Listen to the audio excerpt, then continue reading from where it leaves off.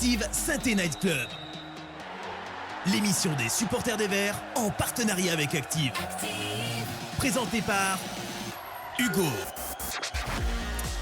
Et bonsoir à toutes et à tous et bienvenue pour ce 127e Saint-Étienne Night Club. J'espère que vous allez bien, que vous avez passé un bon week-end et bien attaqué la semaine, je pense que oui. De mon côté, tout va très bien. Ça fait quand même du bien de commencer la semaine de la sorte par une belle et nette victoire surtout. Et ça faisait longtemps. Mais bon, on va essayer de ne pas commettre la même erreur que pour les autres victoires stéphanoises cette saison. Et on va rester zen en évitant de trop s'enflammer. Mais bon, on va quand même parler de cette belle victoire. Tout d'abord parce que bon, c'est notre boulot au SNC. Mais aussi, car il y a quand même pas mal de choses positives, à dire pour cette rencontre. Et pour ce soir du coup, pour m'accompagner, on a 2 super, chroniqueurs. On a tout d'abord Hervé. Salut Hervé, comment tu vas? Salut Hugo, salut à tout le monde. Bah, écoute, ça va très bien.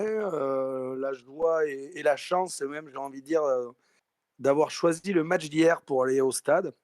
Donc, du coup, un début de semaine parfait.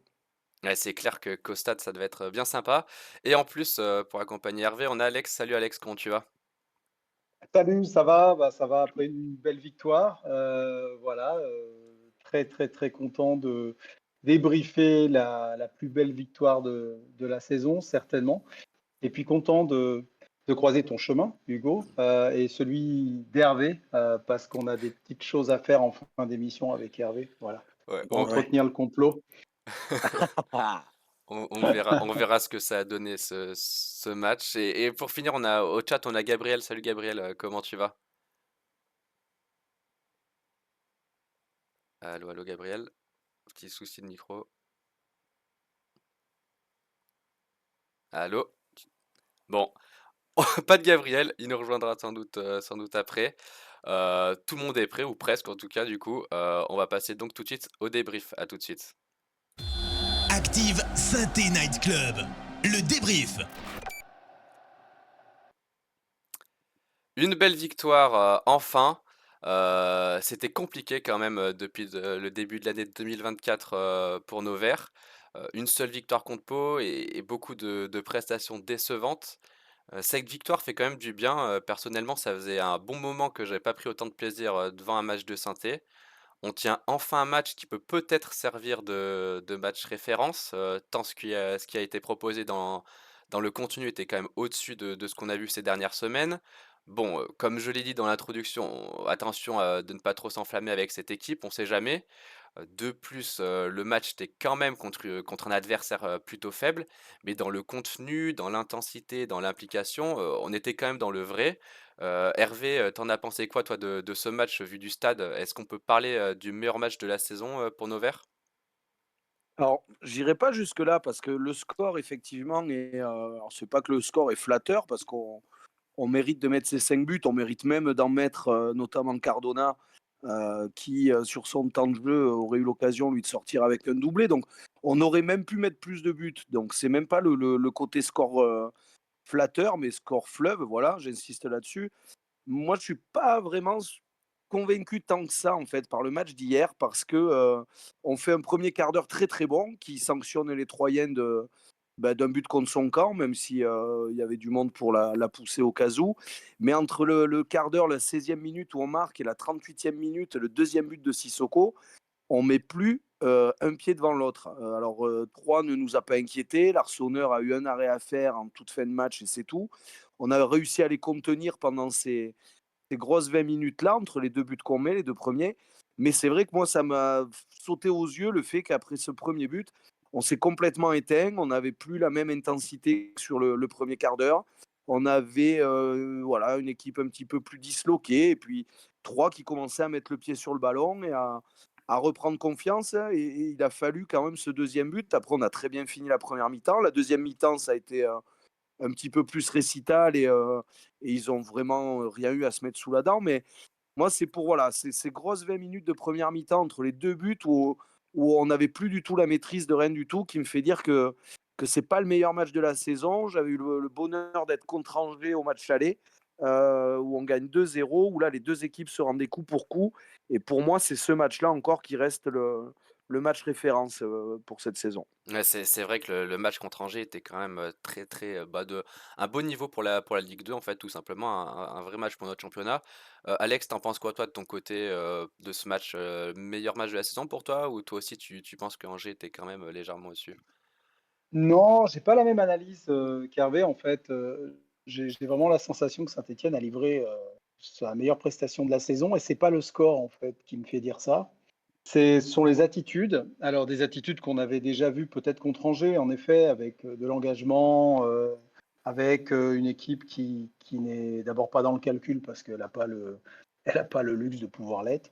Mais voilà, une équipe qui joue décomplexée. Non, parce que j'ai trouvé que, bah oui, ce premier quart d'heure a été extrêmement compliqué pour Troyes, mais parce que Saint-Étienne l'a bien voulu, avec un Cafaro qui était, comme on le voit trop rarement, malheureusement, c'est-à-dire virevoltant, insaisissable, bon centreur du pied gauche, qui m'a poussé à me demander si finalement il n'était pas gaucher. Euh, Tant du pied droit, parfois c'est catastrophique. Et puis un bloc qui fonctionnait comme un bloc équipe et pas comme des joueurs qui jouent leur partition chacun de leur côté. Donc moi j'ai trouvé ça très positif. Même après ce premier quart d'heure, j'ai trouvé ça quand même positif parce que peut-être qu'on a bien voulu aussi laisser à 3 cette réaction d'orgueil. Peut-être qu'à un moment donné, on était dans le contrôle. Moi, quand je vois 9 tirs encadrés, c'est que vraisemblablement, à moins que les Troyens soient vraiment mauvais, on ne les a pas laissés dans des positions de tir en capacité de cadrer les frappes. S'il n'y a qu'un tir cadré, et je crois qu'il est en deuxième mi-temps, c'est aussi que les tirs étaient forcés ou n'étaient pas en bonne position. Donc, je suis, pour ma part, persuadé que c'était la meilleure prestation de Saint-Étienne hier dans les intentions et dans finalement ce qu'ils ont montré collectivement. Bah, c'est bien, c'est intéressant que vos avis soient pas les mêmes, ça va y avoir de la discussion, c'est chouette. Gabriel, est-ce que tu parmi nous? C'est bon? Toujours pas? On t'entend pas? Je sais pas si tu de parler. Bon, on viendra au chat après. Messieurs, je voulais venir du coup à la composition parce qu'on a eu un peu quand même d'innovation de la part d'Olivier Dalloglio. Le 4-3-3 habituel, c'est plutôt décliné en 4-2-3, un peu plus offensif avec un Chambaud plus avancé que ses compères Mouefek et Monconduit. Il y a Bouchoirie qui enchaîne son deuxième match sur le banc aussi, ça a noté, lui qui était quand même habitué à figurer dans l'équipe type depuis le début de la saison. Sissoko qui fait aussi un retour fracassant à la pointe de l'attaque et qui a été préféré à Cardona qui parvient toujours pas à marquer.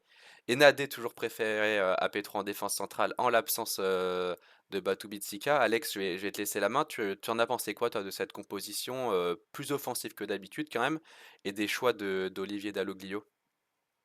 Alors, quand j'ai vu la composition, j'étais pas forcément alors, pas dire pas ravi. En fait, j'ai un petit problème avec la titularisation de Thomas Monconduit. Euh, je comprends qu'on le titularise pour son profil, parce qu'il est un des rares à avoir ce profil, à pouvoir suppléer Tardieu. Maintenant, c'est un joueur que je trouve tellement poussif, tellement lent, tellement depuis le début de saison, de toute façon, pas dans le même projet que ses copains, que j'ai toujours du mal quand il est titularisé. Après, je ne veux pas tomber dans le délit de faciès, peut-être qu'il y en a un peu, et je crois qu'il faut aussi lui laisser sa chance. Il m'a pas montré plus de qualité que ce que je lui en connaissais. Il m'a montré qu'il n'avait pas forcément de sang-froid pendant la rencontre, ce qui fait qu'il a obtenu un carton jaune qu'il aurait largement pu éviter. Bon, voilà, pour moi, c'est la bonne doublure de quelqu'un qui doit être titulaire à sa place. Est-ce que c'est Tardieu, est-ce que c'est quelqu'un d'autre? Je ne sais pas. Parce que mine de rien, on se rend compte que quand Tardieu n'est pas là, hier, Tardieu ne manque pas. Donc le Tardieu, avec la forme qu'il avait ces dernières semaines, est un Tardieu qui ne doit pas débuter la rencontre. Après, Mouefek, oui, Chambost, je faisais partie des gens qui n'étaient pas convaincus. Je serai l'année prochaine toujours pas convaincu, surtout si on a le bonheur de monter en Ligue 1. Mais il faut quand même lui accorder quelque chose, c'est qu'il a une vision du jeu que peu d'autres joueurs ont dans cette équipe, une qualité technique finalement que peu d'autres joueurs ont également, notamment au niveau de la technique de passe. Et il a éclairé le jeu offensivement en lançant les flèches. de manière intéressante. Donc, pour moi, c'était un grand oui. Je ne parle pas de la triplette offensive qui a fait le boulot, rien à dire.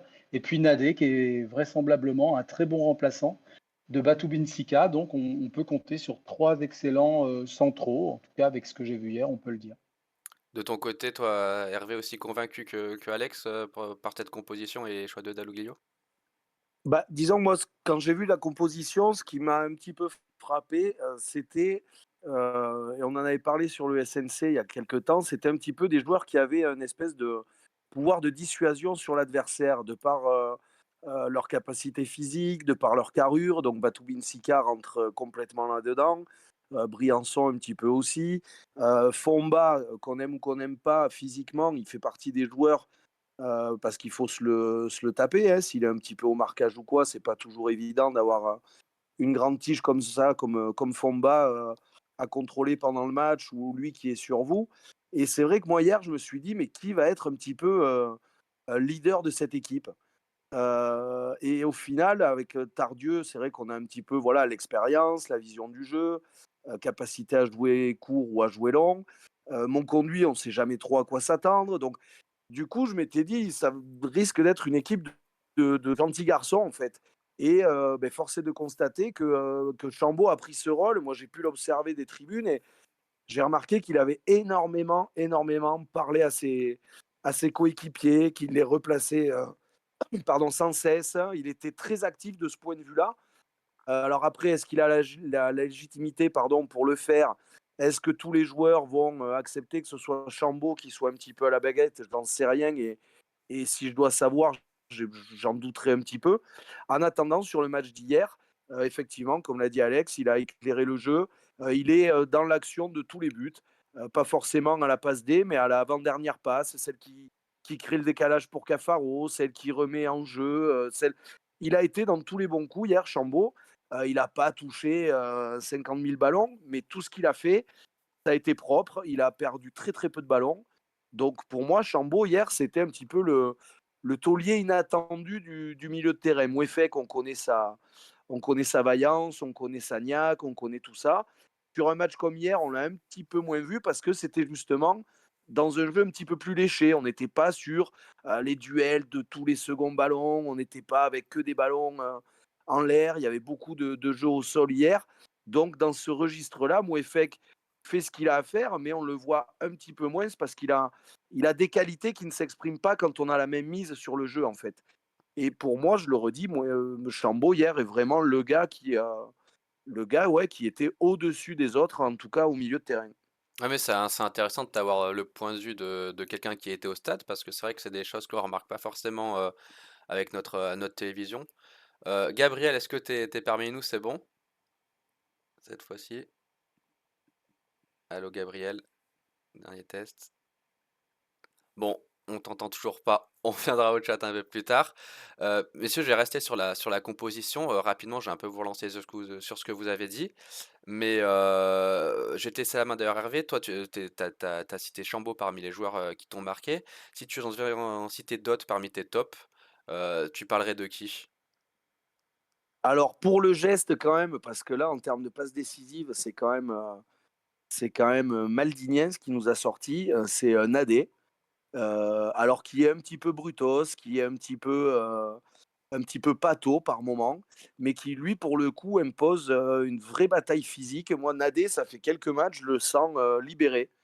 Je ne sais pas si c'est le changement de coach, si c'est, mais je le trouve beaucoup plus serein que ce qu'il a pu être. Alors, il est toujours capable d'avoir un ou deux craquages par match, mais ça coûte pas des pénalties, ça coûte pas des buts comme ça pouvait le faire avec lui à une certaine époque. Je trouve qu'il a gagné en sérénité. Il est très propre dans ses relances de plus en plus. La passe décisive qu'il fait hier pour Sissoko, on voit que c'est maîtrisé et que c'est ce qu'il veut faire. Donc non, Nadé, moi je le mettrais aussi, aussi sur le podium. Et puis après, bon, devant, on a un peu l'embarras du choix, mais belle montée en puissance de Mboukou, qui physiquement était arrivé vraiment trop juste et qui, voilà, petit à petit a gagné du temps de jeu, devient de plus en plus décisif. Mais je mettrais quand même Sissoko parce qu'il met déjà d'un super but. Et comme je l'ai dit en préambule, un but très important parce qu'on commençait à un peu perdre le fil du match, ça nous a bien remis dedans. Et puis surtout aussi parce que des joueurs qui partent à la canne à Saint-Etienne, on est habitué. Des joueurs qui reviennent et qui performent tout de suite, ça, on était un petit peu moins habitué. Donc de très bon augure pour la suite. S'il a vraiment la tête à saint en rentrant de la canne, c'est tout bénef pour nous, quoi. Tout bénef, tu l'as dit. Alex, de ton côté, est-ce que c'est les mêmes joueurs qui t'ont marqué ou t'as d'autres noms à citer? Non, ben, on va évidemment citer Ivan Masson, hein. Fait un match qui pour moi est le match qui va lui permettre de tourner la page de ses déclarations d'il y a un an.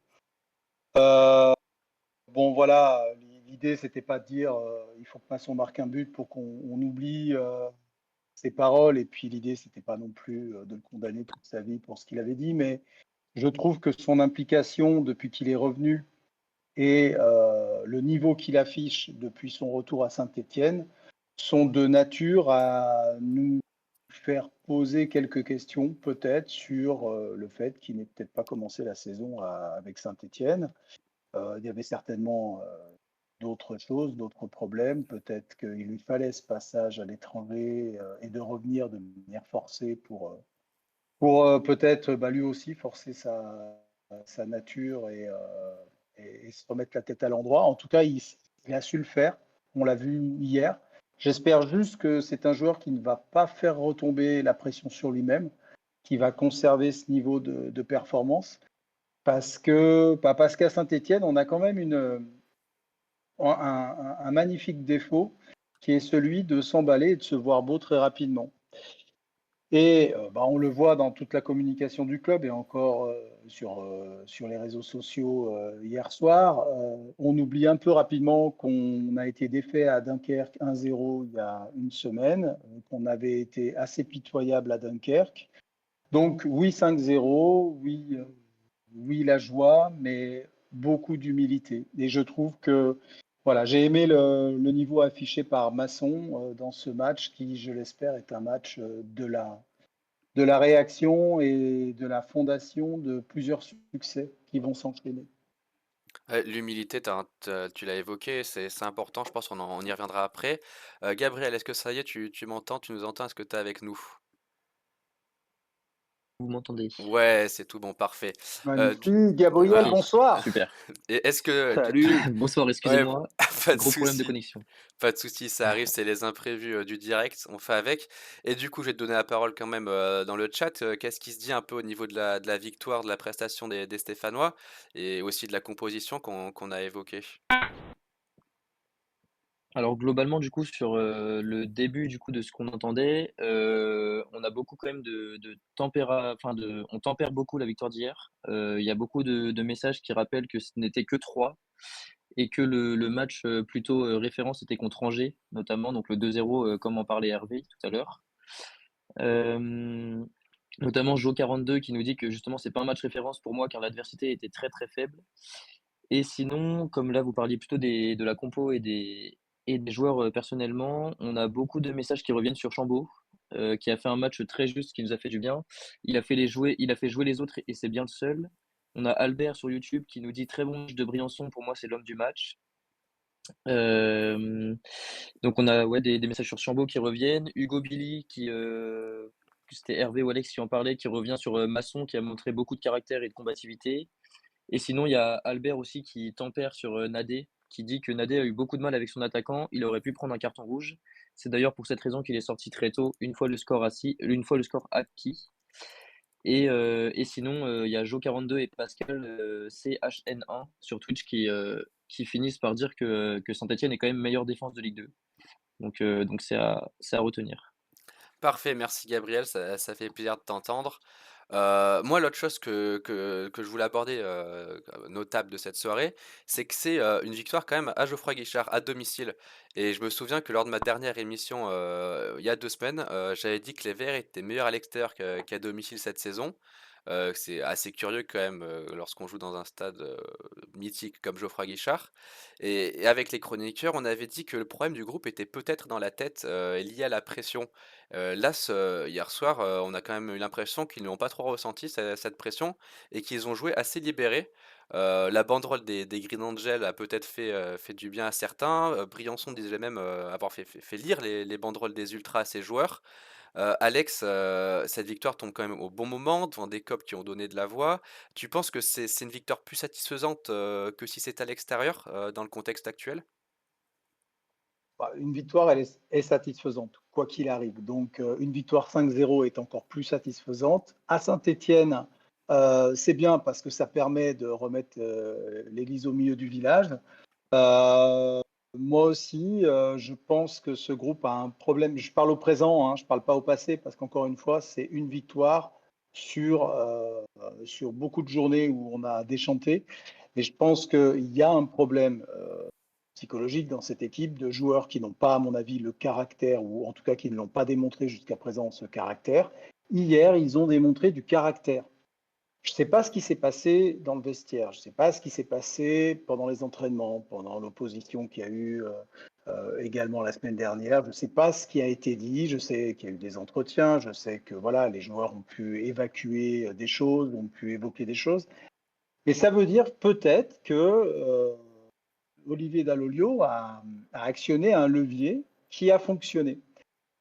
Maintenant, et c'est Patrice Ferry qui le disait hier aux commentaires sur beIN Sports, maintenant, ces joueurs peuvent plus dire qu'ils ne peuvent pas avoir ce niveau-là. On peut exiger d'eux qu'ils jouent à ce niveau-là lors de prochaines rencontres, même si c'est trois en face, même si c'est peut-être l'équipe la plus faible que j'ai vue évoluer, en tout cas celle qui a capitulé au bout de 37 secondes de jeu. N'empêche que Saint-Étienne y est aussi peut-être un peu pour quelque chose. Il ne faut pas non plus attribuer qu'à la faiblesse de Troyes le succès 5-0 d'hier soir. Troyes n'était pas dans son assiette, Troyes n'était pas au niveau, certes, mais Saint-Étienne a largement contribué à ça. Donc oui, je pense que psychologiquement, cette équipe a activé un levier, a eu un déclic, et tant mieux si ça s'est passé à Geoffroy Guichard. Hervé, tu en penses quoi toi, de cette victoire, à Geoffroy Guichard plus importante, peut-être, plus satisfaisante aussi qu'une victoire à l'extérieur? Bah, c'est plus satisfaisant, oui, de gagner les matchs à la maison, d'autant plus qu'en début de saison, certains avaient annoncé qu'il fallait que Geoffroy Guichard soit citadelle imprenable et on s'aperçoit que c'est une vraie passoire, malheureusement, Geoffroy Guichard. Plusieurs choses sur l'adversité, effectivement, hier 3, c'est pas le Real Madrid, on est bien d'accord, mais quand on va perdre à Dunkerque, c'est pas le Real Madrid non plus qu'on a en face. Quand Rodez nous rouste depuis 2 ans, c'est pas le Real Madrid non plus. Donc des équipes plutôt mauvaises et qui viennent nous taper ou qui nous tapent chez eux, on en voit beaucoup trop depuis 2 ans. Donc bon, ben pour une fois, si c'est nous qui arrivons à être moins pire que l'adversaire, on va aussi se satisfaire de ça. On perd des matchs contre des équipes qui ne sont pas des cadors. Donc là, sur le niveau des autres, moi, j'aime jamais trop dire ah, on gagne parce que les autres sont mauvais. Je suis plutôt d'accord avec Alex. Si les autres sont particulièrement mauvais, peut-être qu'on y est aussi pour quelque chose à des moments. Après, sur ce côté de perdre autant de matchs et de points à la maison, avec le côté peut-être psychologique, ça, moi, j'y croyais l'année dernière, en tout début de saison. Alors, on était à huis clos, c'était encore particulier, mais tant qu'il y avait des joueurs qui avaient vécu la descente, le côté un petit peu traumatisant, que ce soit pour le sportif ou pour l'humain, le citoyen, hein, lambda, connaître une descente avec Saint-Etienne, que ça traumatise des joueurs et qu'ensuite ils soient un petit peu pétrifié à l'idée de rejouer à Geoffroy Guichard, d'autant plus avec les scènes qu'on avait vues lors du barrage face à Auxerre. Ça, je voulais bien croire que certains avaient un petit peu la tête embrumée par tout ça. Là, honnêtement, c'est des joueurs qui sont tous arrivés, il y en a quasiment plus qui ont connu la descente.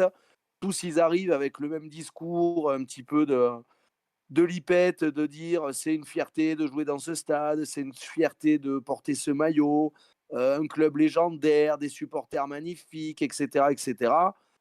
Bon, si derrière ça leur met trop la pression pour pouvoir s'exprimer et jouer au foot convenablement, moi j'ai un petit peu de mal moi avec cette excuse-là. Je pense qu'on a un effectif de qualité, mais avec également beaucoup de limites. Je pense qu'on a des joueurs qui ont une image d'eux-mêmes qui ne correspond pas du tout à la réalité et que finalement, c'est toujours la faute de quelque chose et jamais la leur. C'est vrai que c'est la pression du public qui fait que Cafaro nous réussit un match sur 4. C'est la pression du public qui fait que, je ne sais pas, moi, Bouchoirie tricote tout le temps dans ses 30 mètres et jamais dans les 30 mètres adverses. Mais voilà, on pourrait en trouver plein, quoi. Donc, moi, j'ai vraiment du mal avec cet aspect psychologique de dire que ça les tétanise ou quoi. Moi, je pense plutôt qu'au contraire, je suis désolé de l'expression, on a une belle bande de branleurs et qu'ils attendent d'être vraiment au pied du mur pour un petit peu se réveiller. Moi, je serais plutôt dans cette analyse-là, pardon, plutôt que de leur trouver des excuses de pression ou de je ne sais quoi. Mais ça s'entend complètement, Hervé. Gabriel, au chat, est-ce que les auditeurs sont d'accord avec le constat de nos chroniqueurs? La psychologie, c'est une fausse excuse, t'en penses quoi? Enfin, le chat en pense quoi plutôt? Ouais, on est plutôt, sur la même longueur d'onde. On a, Amélie43 qui déjà veut tempérer. Elle dit que ou il ou elle, je sais pas, m'ont tellement déçu depuis le début de saison que malgré la victoire, je ne saute pas au plafond. Hors de question de penser barrage, même cette 5e place est un piège. On a Tom, 422 qui nous dit que ça veut surtout dire que l'effectif est capable, parce que certes ce n'était que 3, mais on n'arrive pas à mettre 5 buts, comme ça, sans rien produire. Il fallait quand même produire du jeu et beaucoup d'équipes de Ligue 2 ne sont pas capables de mettre 5 buts dans un match. On a Albert Pilia qui fait justement référence à la discussion qu'il y a eu apparemment cette semaine, entre les joueurs. Donc les joueurs se sont parlé, ça a dû jouer, mais n'oublions pas que ce n'était que 3 qui a manifesté une telle faiblesse technique, notamment côté droit, que ce n'était même pas du niveau de national. Et Tom 422 qui justement, revient là-dessus pour dire qu'il est d'accord, c'est pas la peine de s'enflammer, mais il faut quand même reconnaître que le changement de visage est spectaculaire et fait beaucoup de bien. Donc ça, je pense que tout le monde a pris plaisir, hier soir. Et sinon, on a quand même, Leïla et Céline sur Twitch qui dressent quand même un petit, même gros bémol, moi je trouve, c'est qu'on ait quand même pris, 4 cartons jaunes hier qui risquent de peser, alors que, l'engagement, physique n'était pas forcément enfin le match n'était pas du tout, trop engagé, pour prendre autant de cartons jaunes. Donc, à voir si cela nous sera préjudiciable pour la fin de saison. C'est vrai Alors moi, pour le juste coup. sur les... J'aimerais Vas-y, juste, Hervé, pardon, ouais, je te coupe, j'aimerais pas de réagir sur souci. l'histoire des cartons. Moi, j'ai plutôt vu ça comme quelque chose de bien, justement. Parce qu'il y a tellement de matchs où on ressortait avec un seul carton ou pas de carton et on se disait, putain, les mecs, ils vont même pas au contact puisqu'il n'y a jamais de carton. Là, les premiers cartons, au moins les deux premiers, on les prend, c'est encore à 0-0. Donc, c'est même pas le truc de dire ils sont pas concentrés. C'est que d'entrée de jeu, effectivement, hier, ils sont rentrés dans l'art de l'adversaire. Est-ce que 3 s'attendaient pas à ça et ils se sont fait surprendre? Chez nous, on en a. Hein. Cafaro, il suffit que sur les 2 premières interventions de son adversaire direct, il va le dingue. Cafaro, il est inexistant tout le reste du match. Ben, peut-être que hier, on est tombé sur 3-4 Troyens qui, dès les premiers duels, se sont fait un petit peu rentrer dedans. Ils s'y attendaient sûrement pas. Et c'est peut-être ça aussi qui a fait ce qu'on disait, hein, qui a fait qu'au final, 3 a vite démissionné parce que cette notion un petit peu de rentrer dedans, c'est pas d'aller casser les jambes des mecs, hein, c'est pas ce que je suis en train de dire. Surtout qu'il y a eu un ou deux cartons complètement stupides. Mais je trouve que le fait de prendre des cartons dans un championnat de Ligue 2, je vais pas dire que ça doit faire partie de la panoplie, mais un petit peu quand même. À partir du moment où on reste à 11 contre 11, à partir du moment où c'est pas pour blesser l'adversaire, mais pour plus marquer un petit peu son territoire et promettre à l'adversaire un match compliqué, un peu rugueux, moi, ça me dérange pas. Ouais, ouais, non, mais t'as raison, c'est Ouais, important de... Ouais, vas-y, D'ailleurs, Alex. on prend 5 cartons, hein, hier soir, hein. Oui, il y en C'est a ça. 5 en Il y plus. en a 5, ouais, Cardona il qui y a le prend à la Cardona, ouais, fin. qui, ouais, sur un petit. Mais c'est vrai que l'arbitre a eu peut-être un peu de mal à tenir son match, ça partait un peu en tous sens parfois, avec quelques fautes, pas mal de fautes en fait, il y avait beaucoup de fautes dans le jeu. Alex, je vais te relancer sur ce qu'a dit Hervé là, t'es d'accord avec ce qu'il dit, notamment au niveau de l'intensité qui a été mise, c'est important de se montrer en fait à domicile face à ce genre d'adversaire? Ouais, moi j'ai quand même une analyse qui rejoint celle d'Hervé parce que je pense qu'il fallait mettre du caractère aussi pour forcer cette réaction. On attend de la personnalité, du caractère de cette équipe. Ça passe pas en cassant des jambes, mais ça passe en mettant le pied, en montrant qu'on est là à l'adversaire.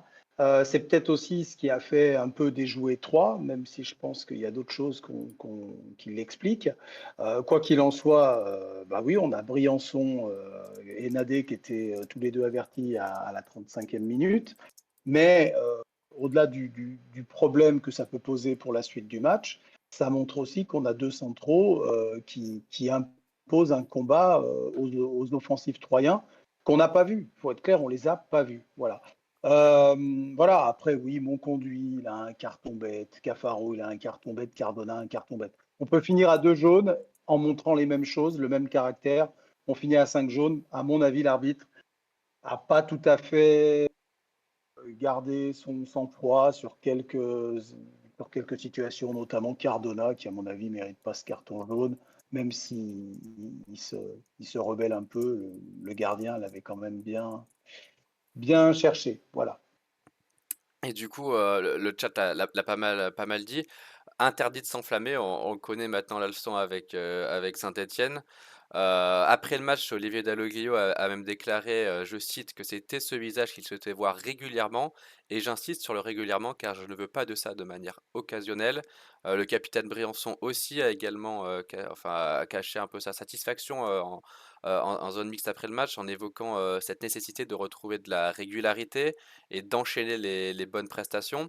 Donc voilà, une victoire, ça fait du bien, mais le plus important sera quand même de poursuivre avec la même implication lors des prochains matchs, avoir de l'humilité, comme tu le disais, Alex. Alex, d'ailleurs, je vais te donner la parole. Tu penses que les Verts peuvent relancer une série ou pour toi, il s'agit d'un simple sursaut d'orgueil face à un adversaire tout de même plutôt faible?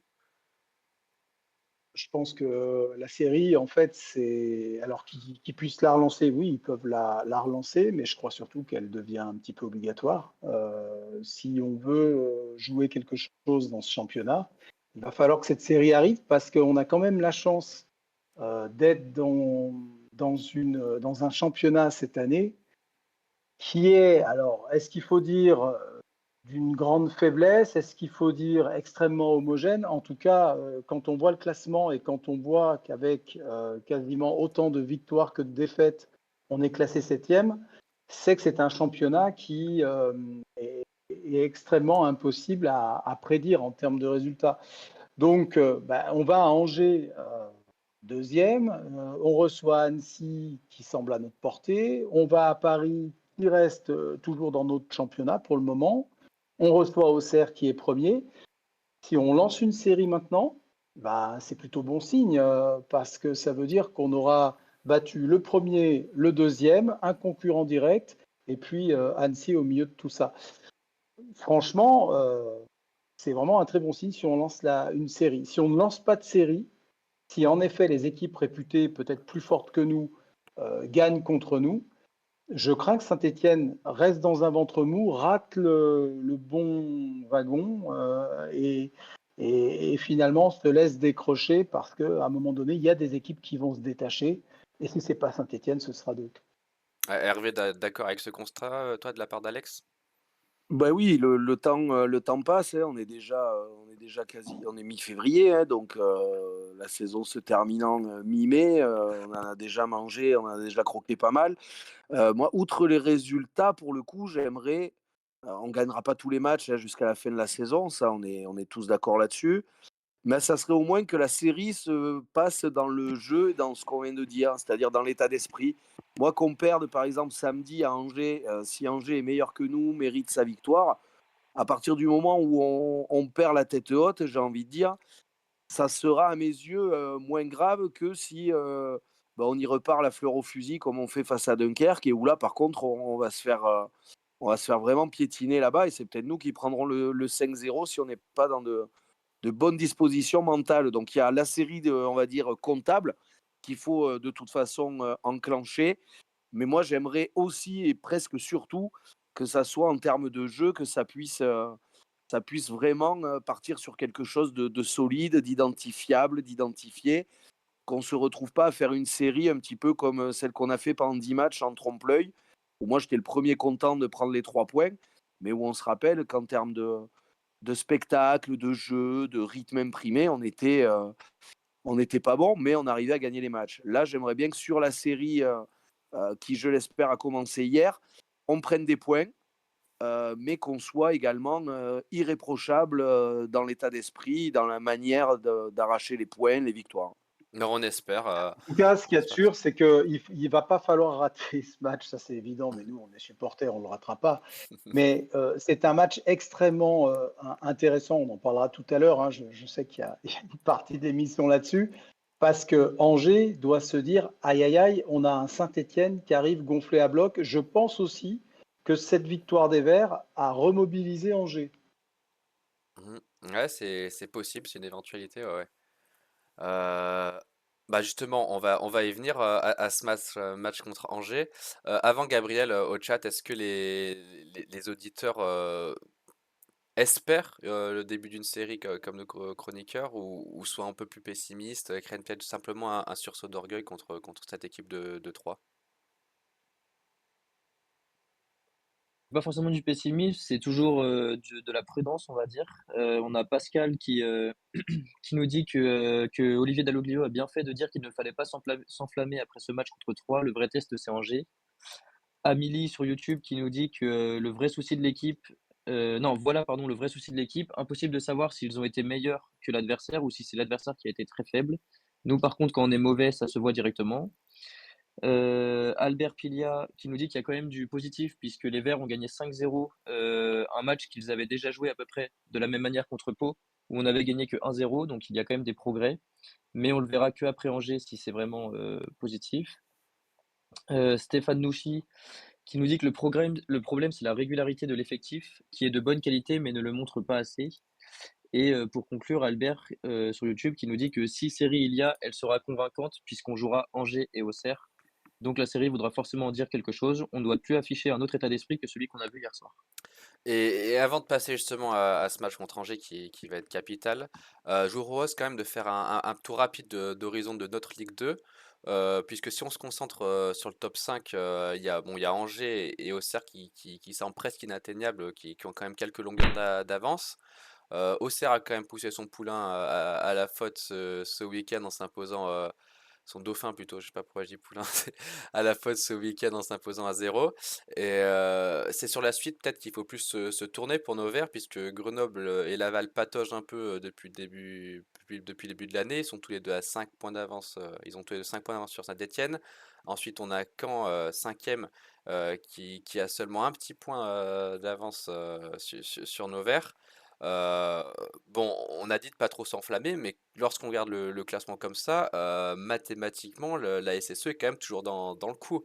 Hervé, de ton côté, est-ce que tu penses que le top 5 est toujours jouable, la montée aussi?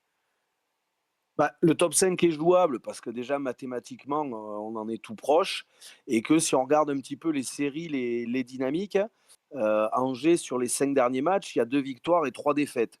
Nous, on a 2 défaites, un match nul et 2 victoires. Donc on prend un point de plus qu'eux. Ajaccio, qui est devant nous, a gagné que 2 matchs et 3 défaites, donc on prend plus de points qu'eux. Il n'y a que Caen qui, sur les 6 derniers matchs, a 3 victoires et un nul. Mais après, tous les autres, et Auxerre qui a une série de 5 matchs sans défaite, mais avec 3 nuls au milieu. Donc, même ce top 5 qui est au-dessus de nous, si on prend pourtant nous les 5 derniers matchs, ce n'est pas notre meilleure série, mais on fait partie des 2-3 équipes qui prennent le plus de points sur les 9 premiers. Donc, il y a quand même ça aussi, à voir un petit peu les fameux matchs bascules. Est-ce que Angers, ben, du coup, va remettre la machine en route une bonne fois pour toutes face à nous et nous faire rentrer dans le rang? Est-ce que nous, on va continuer sur cette série? C'est un petit peu le lot de cette Ligue 2 quand on les pensait très très bons en tout début de saison, puis ils ont une grosse période de mou, ils étaient tout au fond et puis finalement ils se sont replacés. Ajaccio qui sort un petit peu de nulle part, Grenoble et Laval qui faisaient un peu office de tube de l'été mais qui sont encore là placés. On voit même que Bordeaux, avec la saison, si vous demandez à n'importe quel suiveur de la Ligue 2 un mot pour résumer la saison de Bordeaux, il va vous dire catastrophique. Et pourtant, ils sont à 4 points derrière nous seulement. Donc voilà, il y a plein d'incertitudes, il y a plein de. C'est vraiment la loi des séries qui prévaut, c'est-à-dire une équipe qui fait une série. On l'avait vu, je reviens à cette série de 10 matchs où on n'avait pas perdu, où on trustait, là pour le coup, on visait pas le top 5, on était en plein dedans. Quoi. Donc Il suffit voilà, de faire une série. Effectivement, en série, si on arrive à l'enclencher en jouant Angers, en jouant Auxerre dans les prochaines semaines, ben forcément, ça sera une série ultra positive si on gagne les matchs, puisqu'on jouera des adversaires directs. Le top 5, il est plus que jamais, même, j'ai envie de dire, à portée de fusil, quoi. Non, non, mais ouais, c'est vrai que quand on regarde le classement comme ça, c'est un championnat très indécis. Il y a seulement 5 points entre la cinquième et la 14e place, donc ça fait beaucoup. Et c'est vrai, tu l'as dit, Bordeaux, mine de rien, qui avait fait un peu une synthé la saison dernière, ils se sont quand même refait une santé, ils sont éloignés de la zone relégation, ils sont 13e au classement. Il y a quand même un wagon derrière la SSE, avec pas mal de clubs qui se tiennent en peu de points. On regarde en haut, mais il va quand même falloir aussi faire attention à que ça revienne pas derrière. Alex, de ton côté, quoi, tu penses que la montée est aussi accessible, enfin que le top 5 du moins, dans un premier temps? Oui, le top 5, bon, bah, il est accessible, hein, voilà, je ne vais pas répéter que mathématiquement il est accessible, mais surtout j'insiste sur ce match à Angers qui peut être lourd de sens, aussi bien mathématiquement qu'en termes de messages envoyés aux adversaires. Angers caracole avec ses 46 points. D'abord, voilà, on n'est pas là pour rattraper Angers, on est là pour rattraper Ajaccio, un point devant nous, et Caen également, dans un premier temps. Je rappelle que la prochaine journée de championnat, même s'il en restera derrière, va opposer quand même Ajaccio à Laval, en déplacement du côté de Laval. Donc là, une des deux équipes va perdre des points. Caen part à Guingamp. On est dans un quasi-derby. Grenoble va à Troyes. Troyes qui joue son maintien et qui vient de se faire dérouiller. Je pense qu'ils auront envie de montrer qu'ils valent mieux que ça. Donc, ça veut dire que devant, on peut encore perdre des points et ça veut dire que Saint-Étienne a vraiment une magnifique opération à faire du côté d'Angers. Et pour moi, c'est un match pivot. Après, derrière, c'est Saint-Étienne, on les connaît. Ils peuvent aller gagner à Angers et se faire lamentablement accrocher par Annecy à domicile. Mais chaque match va être pris. Alors, je vais la faire à l'ancienne. Chaque match va être pris l'un après l'autre. Et je pense que Angers peut être une belle surprise si on l'emporte par rapport à l'opération qu'on va faire au classement et au signal qu'on va envoyer aux autres équipes. Et ben on va en parler de ce match contre Angers. Juste avant, Gabriel, au chat, est-ce que les auditeurs croient en ce top 5 des Verts à la fin de la saison? Alors, pour commencer, on a Mickaël qui nous dit que, comme ce qu'on disait un petit peu, la Ligue 2 est complètement folle. Comme tu disais Hugo, le 14e n'est qu'à 5 points du 5e, donc c'est assez dingue. Albert sur YouTube qui nous dit, justement que Angers sera un vrai tournant. En cas de victoire, les Verts, reviendront à 8 points d'Angers, donc même la seconde place sera envisageable. Sinon, globalement, tout le monde est à peu près d'accord pour dire que le top 5 est largement jouable, mais on a quand même Amélie qui nous dit que la meilleure place à accrocher, c'est la 3e place et jouer contre la Ligue 1, parce que sinon ça nous rajoute un ou 2 matchs, donc ça sera plus compliqué. Stéphane Nouchi qui nous dit qu'il faut viser la 3e place car même en terminant dans les 5 premiers, les barrages seront trop difficiles pour nous. Routra qui nous dit que le top 5 dépendra pas mal de Grenoble et Laval qui sont aujourd'hui à 40 points. La montée directe, sera très compliquée et globalement, ouais, c'est ce qu'on retient, que le top 5 va être accessible mais que la montée, directement va être, très, très compliquée quand même car Auxerre et Laval sont assez loin. Ouais, c'est vrai, pas mal d'indécisions quand même. Mais en tout cas, si on veut vraiment penser à monter, il va falloir commencer à enchaîner les matchs, hein, on l'a dit. Et ça doit commencer dès ce week-end, du coup, c'est tout de suite dans le prochain match. Active Saint-Étienne Night Club. Le prochain match. Prochain match contre Angers, donc simple sursaut d'orgueil ou réveil tant attendu, c'est ce qu'on va voir ce week-end. Les Angevins, je le rappelle, ils sont deuxième au classement et qui viennent de s'incliner contre le leader Auxerre. Je me souviens que nous avions gagné lors du match aller, donc sur ce match très sérieux, on l'a répété à plusieurs reprises dans l'émission.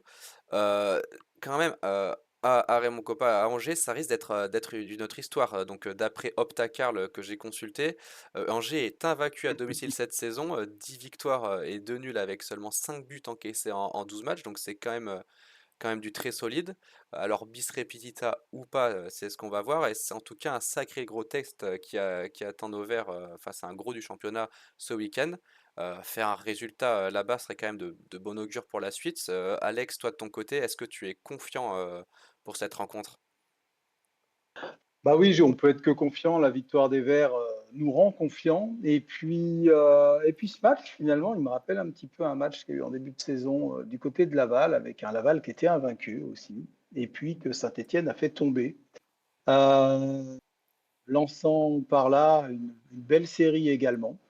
Je pense que, encore une fois, mais je ne vais pas me répéter, mais voilà, il y a quelque chose à faire du côté d'Angers, c'est sûr. Ce Saint-Étienne-là qu'on a vu hier soir est capable de faire quelque chose à Angers. Et voilà, je suis plutôt confiant pour, en tout cas, que Saint-Étienne, en tout cas sur la capacité de Saint-Étienne et des joueurs stéphanois, à largement faire trembler Angers à domicile. Bah on espère. Ça, Saint-Étienne, le tombeur de gros, ça serait quand même sympa, assez flatteur. Toi, Hervé, est-ce que tu crois en cette victoire du côté d'Angers? Bah, effectivement, on a déjà eu des matchs. Il y avait eu à Laval également, effectivement, où on avait été gagné, on les avait fait tomber pour la première fois à la maison. On avait fait la même à Caen, un petit peu plus tôt dans la saison, qui était invaincu. Et puis on avait réussi à les prendre des points là-bas. Il n'y a que à Auxerre où vraiment on s'est fait gifler, où on partait avec l'espoir de faire tomber encore un gros chez lui. On n'a pas été déçus.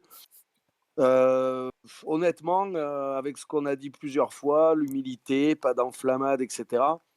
Je pense que ça va être très compliqué d'aller gagner là-bas. Arracher un match nul, ça serait déjà une bonne performance parce que bah, ils prennent pas de but chez eux, ils gagnent. Il n'y a que 2 matchs nuls. Donc si on est, nous, la troisième équipe à réussir un nul au SCO, moi, ça me va très bien. Si on a la chance et le bonheur de voir les Verts gagner ce match-là, ça sera encore mieux. Mais par contre, avec voilà le score d'hier, avec un état d'esprit, on va voir s'il est véritablement, j'ai même pas envie de dire retrouvé, mais plutôt trouvé. Voilà, peut-être qu'on va avoir une très très agréable surprise, mais c'est impronosticable, quoi. C'est franchement, Ah, Gabriel, on entend ton... Ah, ouais. ouais, ouais, bon, on verra du coup. Et avec peut-être une bonne nouvelle, c'est-à-dire le retour de Batu Eh Binsika. ben justement, ouais, ouais, j'allais y venir. Voilà. On va probablement voir quelques retours dans le groupe. Donc Batou Bitzika, tu l'as dit, mais aussi peut-être Tardieu, qui était malade cette semaine. Mhm. Et quel choix s'offre? Il y a pas mal de choix qui s'offrent à Dalloglio. Du coup, Nadé qui s'est bien installé en défense centrale depuis quelques matchs. Est-ce que Batou Bitzika retrouvera sa place tout de suite? Au milieu, on a vu mon conduit peut-être un peu en dessous. Est-ce que Tardieu va retrouver sa place directement aussi? Peut-être plus probablement. Hervé, je vais te laisser la main. Toi, tu t'attends à des changements ou est-ce que tu en souhaites de la part de Dalloglio aussi pour cette Bah, prochaine... mon conduit, moi, j'ai toujours un petit peu de mal avec ce joueur. Alors hier, exceptionnellement, je l'ai vu faire 3 tacles. Il est ressorti du match avec son short sale. Je pense que c'est une Waouh. des premières fois que ça lui arrive Waouh. depuis qu'il est à Saint-Étienne. Donc peut-être que lui aussi va s'y filer. Moi, ça serait le seul que je bougerais. Sissoko, je l'ai dit, est revenu de la CAN et il est performant tout de suite. Est-ce que ça sera pareil pour Batoubin Sika? Je ne sais pas trop. Ça pourrait le mettre en délicatesse de le faire rentrer sur un match comme ça à Angers. Donc ouais, moi je bougerais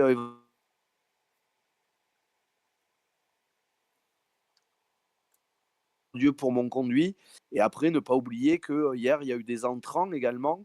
La fin de match un peu folle où on peut mettre 2-3 buts de plus. Maxence Rivera et Irvine Cardona, ils ne sont pas étrangers. Cardona, s'il est un peu plus adroit hier, il ressort avec un doublé et un penalty provoqué.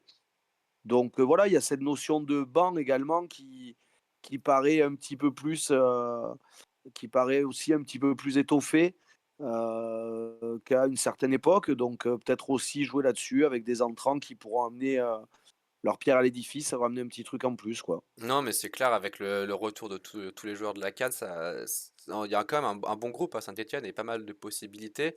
Alex, tu m'excuseras, je t'ai coupé tout à l'heure, mais du coup, toi, pour toi, quel choix a à faire Dalloglio? Est-ce que tu changerais quelque chose par rapport au match face à 3?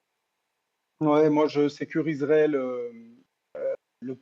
comment dire, l'arrière-garde centrale, hein, en mettant Batu Binsika à la place de Nadé. Non pas que Nadé a démérité, mais Batu Binsika sort d'un match pour la troisième place contre l'Afrique du Sud où il a été élu meilleur joueur du match. Ça veut dire qu'il est en forme. Il est en forme et il a peu joué finalement cette CAN. Il a dû jouer 50% des rencontres.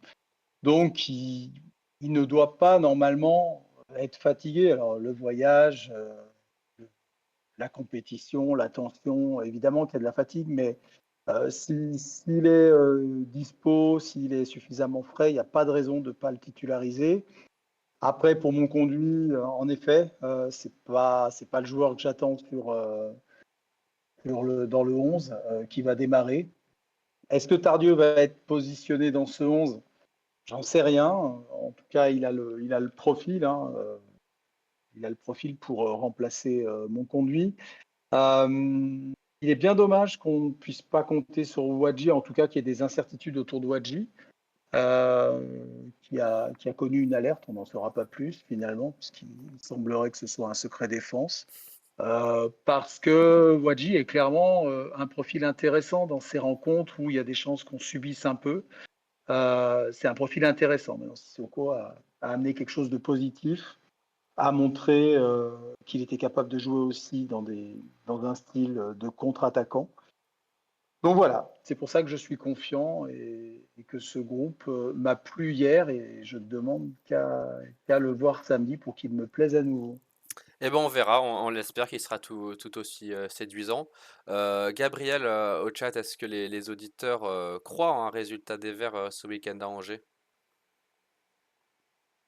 Alors, un résultat, je sais pas. En tout cas, tout le monde est d'accord pour dire que le match sera crucial pour l'avenir de la saison. On a Stéphane justement qui nous dit que le match contre Angers pourra nous servir de match référence et prendre enfin conscience de nos forces. Routra 98, parce que je demandais si un bon résultat était possible à Angers. Il nous dit ça va être très tendax, mais il y a moyen. Céline, le match à Angers sera un match référence pour voir notre niveau.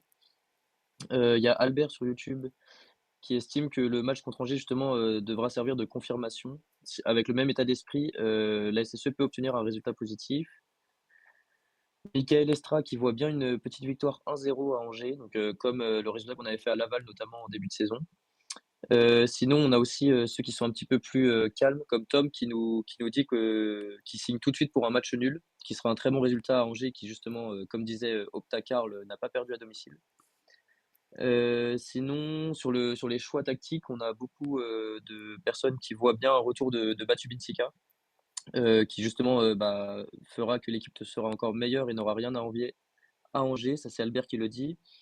Albert, justement, qui voudrait bien aussi voir une association Sissoko-Wadji en pointe, même si ça pourrait peut-être condamner Mboukou, qui a été plutôt intéressant hier.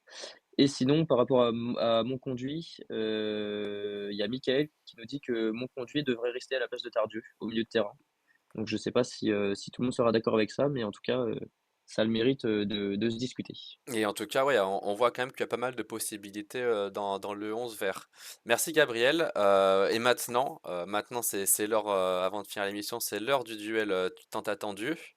C'est l'heure du Saint Night Club Challenge pour clôturer l'émission. Je vous rappelle qu'à chaque fin d'émission, on fait un petit quiz de 4 questions à nos chroniqueurs qui représentent chacun une association.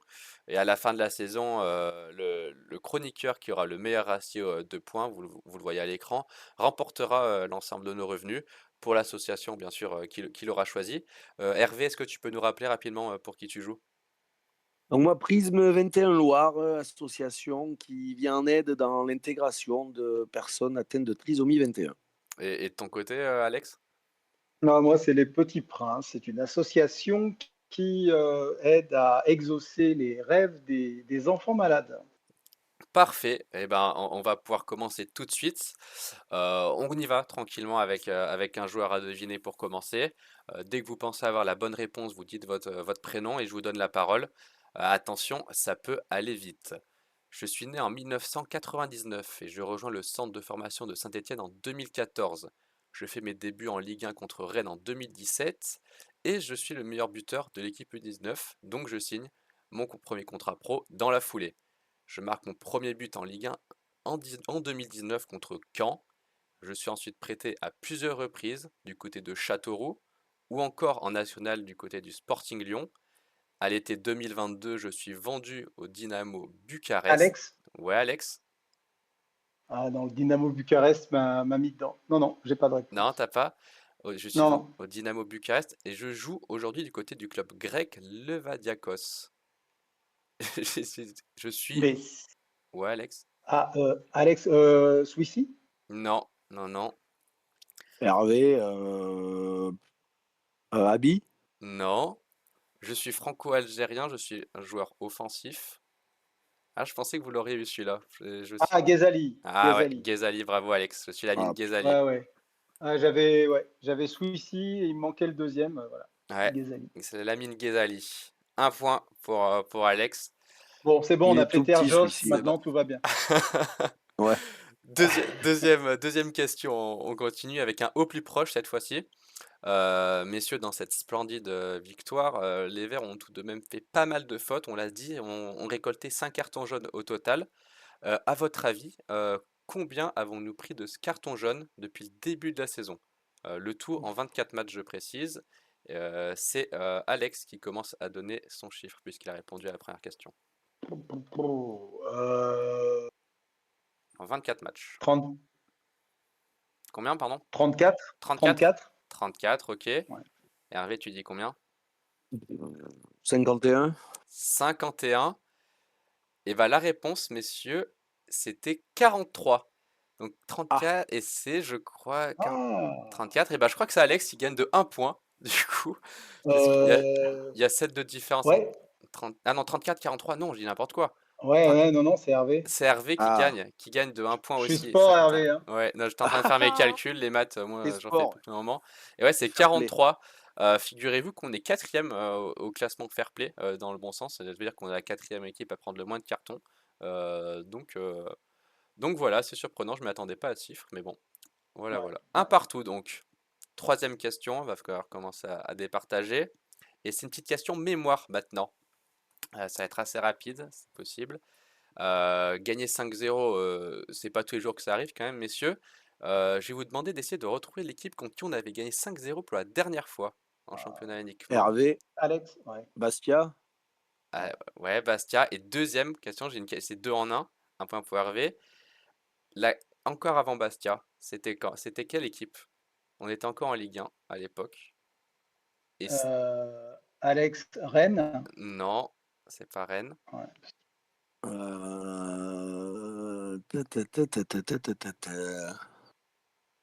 Je vous donne un Euh, indice. C'était ouais. le seul match où Lamine Ghezali avait marqué son but. Et c'était en Strasbourg. 2019. Non, Non. Alex, Caen. c'est Caen, bravo. Ah, On avait gagné 5-0 à Caen. Nordin avait marqué un but aussi, je crois. Je sais plus si c'était le premier. Mais ouais, c'est la dernière fois en 2019, on avait gagné 5-0. Ok, ok. Dernière question. donc on est toujours ex aequo là. Hein. Ouais, toujours ex aequo. Là, c'est la question qui a départagé du coup. Moi, j'aime bien faire des questions de 1, des fois c'est drôle. Ça change un peu. Et là, la dernière question. Hop, hop, hop, hop, hop. Une petite vente aux enchères pour terminer en beauté. Je vais vous demander, messieurs, qui pourra me citer le plus de joueurs passés par Angers et par Saint-Étienne? Alex, je vais t'essayer de dire un chiffre en premier. 2. 2. Est-ce que Hervé, tu enchéris? Ouais, 3. Alex, est-ce que tu enchéris à ton tour? 4. Est-ce que Hervé, tu dis mieux?